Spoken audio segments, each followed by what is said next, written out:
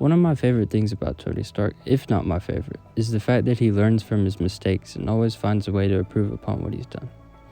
What's going on, everybody? In today's video, we're going to be talking about the evolution of Tony Stark's holographic technology. In the first Iron Man movie, we see Tony designing the Mark II armor, and using a pin, he drags a file of the Mark I armor over to a desk and releases it there, and the model appears over the desk as a hologram where Tony can interact with it using his hands. But this is really the extent of his holographic technology in the first Iron Man movie. Everything else is just displayed on a monitor, and some are transparent monitors which can give something the illusion of floating, but not really. But in Iron Man 2, when Tony comes back home from the Senate hearing and claps his hands together, his whole garage suddenly jumps to life and is covered with holograms floating and scanning his cars and everything else in the room. This is also a great example of Tony constantly improving things. But how does he do this? My theory for Iron Man 2 technology, at least, is like whenever he claps his hands together, you can see these lights in the floor turn on, and as more of them turn on and get closer to him, the holograms follow. So clearly the holograms are coming from these lights, or at least having something to do with them.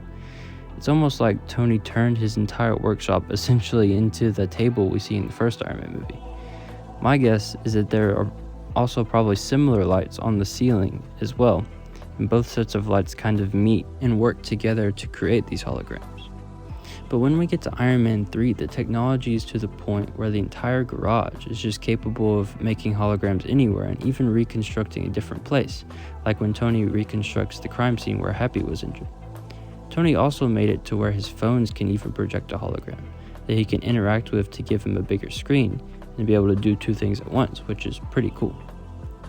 I think this technology is really cool and could be so useful in many jobs and just everyday life in general.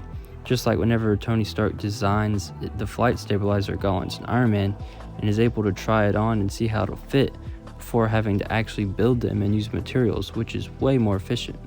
And it could even be used for like detective work, just like whenever Tony Stark reconstructs the crime scene where Happy was injured. He's literally able to dig through the rubble. Imagine the use cases for that for something like paleontology or archaeology, where you can dig through the site without having to actually be there.